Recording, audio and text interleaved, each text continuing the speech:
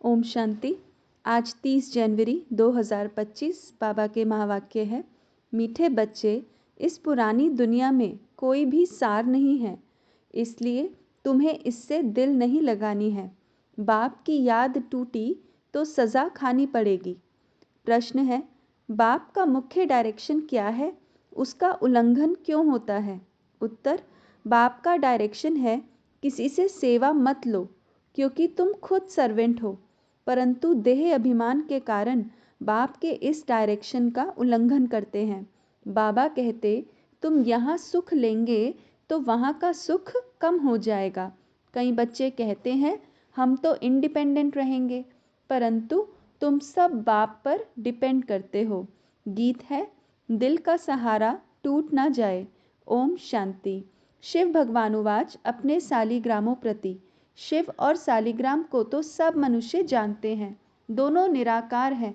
अब श्री कृष्ण भगवानुवाच कह नहीं सकते, भगवान एक ही होता है, तो शिव भगवानुवाच किसके प्रति?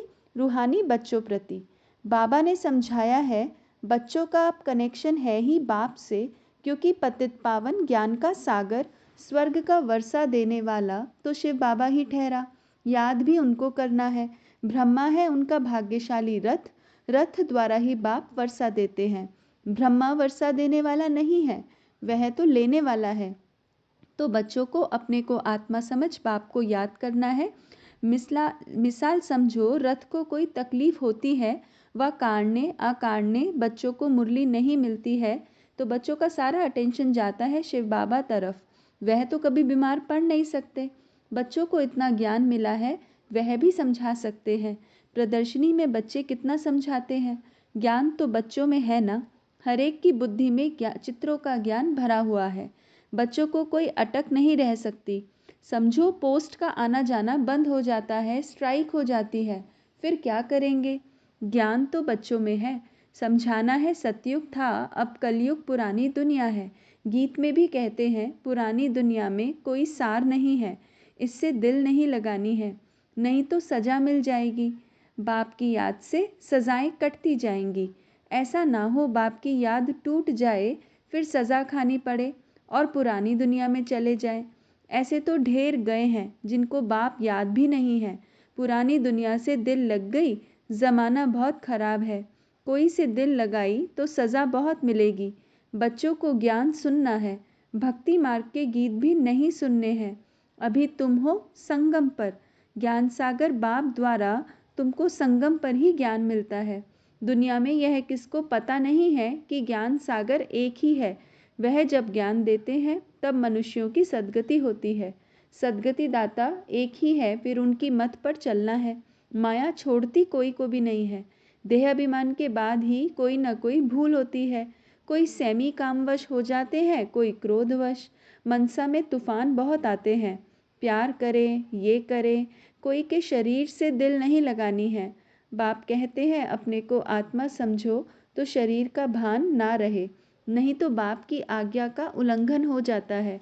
देह अहंकार से नुकसान बहुत होता है, इसलिए देह सहित सब कुछ भूल जाना है, सिर्फ बाप को और घर को याद करना है। आत्माओं को बाप समझाते हैं, शरीर से काम करते मुझे याद करो तो विकर्म भस्म हो जाएंगे। रास्ता तो बहुत सहज है, यह भी समझते हैं तुमसे भूलें होती रहती हैं, परंतु ऐसा ना हो भूलों में फंसते ही जाओ। एक बारी भूल हुई, फिर वह भूल नहीं करनी चाहिए। अपना कान पकड़ना चाहिए, फिर वह भूल नहीं होगी। पुरुषार्थ करना चाहिए। अगर घड़ी घड़ी भूल होती है तो समझना चाहिए हमारा बहुत नुकसान होगा। भूल करते करते तो दुर्गति को पाया है ना। कितनी बड़ी सीढ़ी उतरकर क्या बने हैं। आगे तो यह ज्ञान नहीं था। अभी नंबरवार पुरुषार्थ अनुसार ज्ञान में सब प्रवीण हो गए हैं।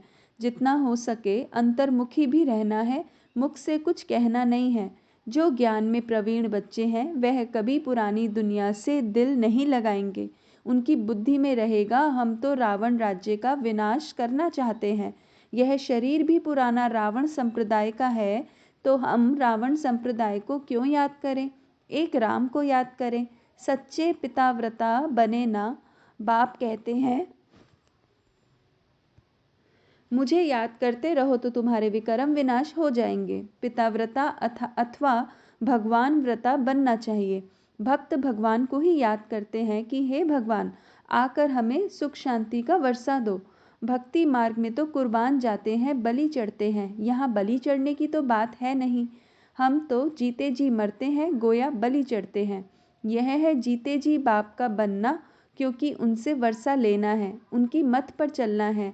जीते जी बलि चढ़ना, वारी जाना वास्तव में अभी की बात है। भक्ति मार्ग में वे फिर कितना जीव घात आदि करते हैं। यहाँ जीव घात की बात नहीं। बाप कहते हैं अपने को आत्मा समझो, बाप से योग लगाओ, देह अभिमान में नहीं आओ। उठते बैठते बाप को याद करने का पुरुषार्थ करना है। 100% पास तो कोई हुआ नहीं है, नीचे ऊपर होते रहते हैं, भूलें होती हैं। उस पर सावधानी नहीं मिलेगी तो भूलें छोड़ेंगे कैसे। माया किसको भी छोड़ती नहीं है।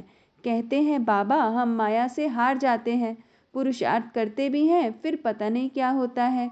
हमसे कितनी कड़ी भूलें पता नहीं कैसे हो जाती हैं। समझते भी हैं ब्राह्मण कुल में इससे हमारा नाम बदनाम होता है, फिर भी माया का ऐसा वार होता है जो समझ में नहीं आता। देह अभिमान में आने से जैसे बेसमझ बन जाते हैं। बेसमझी के काम होते हैं तो ग्लानि भी होती, वर्षा भी कम हो जाता। ऐसे बहुत भूले करते हैं। माया ऐसा जोर से थप्पड़ लगा देती है जो खुद तो हार खाते हैं और फिर गुस्से में आकर किसको थप्पड़ व जूता आदि मारने लग पड़ते हैं, फिर पश्चाताप भी करते हैं।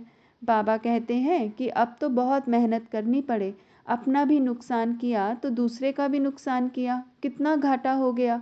राहु का ग्रहण बैठ गया। अब बाप कहते हैं दे दान तो छूटे ग्रहण।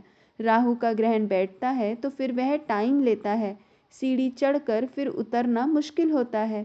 मनुष्य को शराब की आदत पड़ती है तो फिर वह छोड़ने में कितनी मुश्किलात होती है। सबसे बड़ी भूल है काला मुंह करना। घड़ी घड़ी शरीर याद आता है, फिर बच्चे आदि होते हैं तो उनकी ही याद बनी रहती है। वह फिर दूसरों को ज्ञान क्या देंगे, उनका कोई सुनेंगे भी नहीं। हम तो अभी सबको भूलने की कोशिश कर एक को याद करते हैं। इसमें संभाल बहुत करनी पड़ती है। माया बड़ी तीखी है। सारा दिन शिव बाबा को याद करने का ही ख्याल रहना चाहिए। अब नाटक पूरा होता है, हमको जाना है, यह शरीर भी खत्म हो जाना है।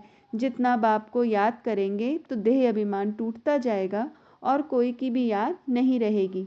कितनी बड़ी मंजिल है, सिवाय एक बाप के और कोई के साथ दिल नहीं लगानी है, नहीं तो ज़रूर वह सामने आएंगे, वैर ज़रूर लेंगे।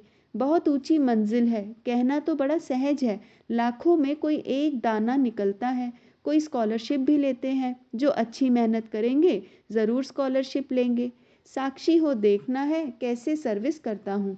बहुत बच्चे चाहते हैं जिस्मानी सर्विस छोड़ इसमें लग जावें, परंतु बाबा सरकमस्टांस भी देखते हैं। अकेला है, कोई संबंधी नहीं है तो हर्जा नहीं, फिर भी कहते हैं नौकरी भी करो और यह सेवा भी करो। नौकरी में भी बहुतों के साथ मुलाकात होगी।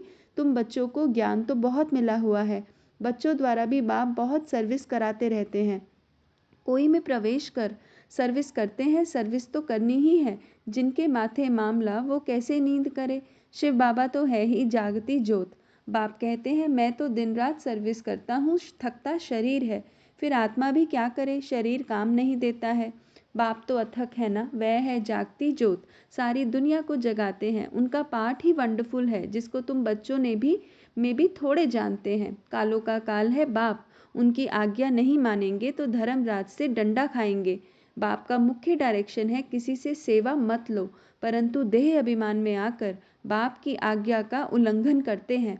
बाबा कहते तुम खुद सर्वेंट हो, यहाँ सुख लेंगे तो वहाँ सुख कम हो जाएगा। आदत पड़ जाती है तो सर्वेंट बगैर रह नहीं सकते हैं। कई कहते हैं हम तो इंडिपेंडेंट रहेंगे, परंतु बाप कहते हैं डिपेंड रहना अच्छा है। तुम सब बाप पर डिपेंड करते हो, इंडिपेंडेंट बनने से गिर पड़ते हैं। तुम सब डिपेंड करते हो शिव बाबा पर, सारी दुनिया डिपेंड करती है। तब तो कहते हैं हे पतित पावन आओ, उनसे ही सुख शांति मिलती है, परंतु समझते नहीं हैं। वह भक्ति मार्ग का समय भी पास करना ही है। जब रात पूरी होती है तब बाप आते हैं। 1 सेकंड का भी फर्क नहीं पड़ सकता। बाप कहते हैं मैं इस ड्रामा को जानने वाला हूँ। ड्रामा के आदि मध्य अंत को और कोई नहीं जानते। सतयुग से लेकर यह ज्ञान प्रायः लोप है। अभी तुम रचयिता और रचना के आदि मध्य अंत को जानते हो, इसको ही ज्ञान कहा जाता है। बाकी सब है भक्ति। बाप को नॉलेजफुल कहते हैं, हमको यह नॉलेज मिल रही है। बच्चों को नशा भी अच्छा होना चाहिए, परंतु यह भी समझते हैं कि राजधानी स्थापन होती है, कोई तो प्रजा में भी साधारण नौकर चाकर बनते हैं। ज़रा भी ज्ञान समझ में नहीं आता। वंडर है ना, ज्ञान तो बड़ा सहज है। 84 जन्मों का चक्र अब पूरा हुआ है, अब जाना है अपने घर। हम ड्रामा के मुख्य एक्टर्स हैं, सारे ड्रामा को जान गए हैं। सारे ड्रामा में हीरो हीरोइन एक्टर हम हैं। कितना सहज है, परंतु तकदीर में नहीं है तो तदबीर भी क्या करे। पढ़ाई में ऐसा होता है, कोई नापास हो जाते हैं। कितना बड़ा स्कूल है, राजधानी स्थापन होनी है। अब जितना जो पढ़ेंगे बच्चे जान सकते हैं कि हम क्या पद पाएंगे। ढेर के ढेर हैं, सब वारिस तो नहीं बनेंगे। पवित्र बनना बड़ा मुश्किल है। बाप कितना सहज समझाते हैं, अब नाटक पूरा होता है बाप की याद से। सतो प्रधान बन, सतो प्रधान दुनिया का मालिक बनना है। जितना हो सके याद में रहना है, परंतु तकदीर में नहीं है तो फिर बाप के बदले और को याद करते हैं। दिल लगाने से फिर रोना भी बहुत पड़ता है। बाप कहते हैं इस पुरानी दुनिया से दिल नहीं लगानी है, यह तो ख़त्म होनी है।